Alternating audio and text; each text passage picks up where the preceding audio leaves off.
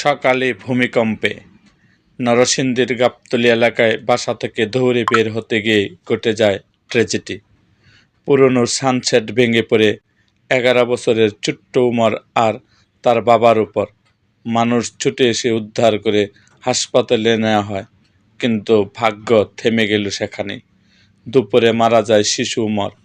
কয়েক ঘন্টার পর জীবনযুদ্ধে হেরে চলে যান তার বাবা উল্লাস হোসেন। একদিনের ভেতর একই পরিবারের দুই কবর, দুইটি শূন্যতা, দুইটি ধ্বংস। উমর মাদ্রাসায় হিফজ পড়ত, বাবা ছিলেন অফিস সহকারী।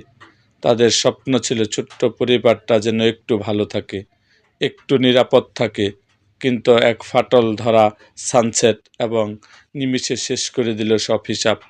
আজ প্রশ্ন শুধু দুষ্কার ভবনের, অবহেলার, নাকি আমাদের অগোচরে ভয়ে বেড়ানো ঝুঁকির।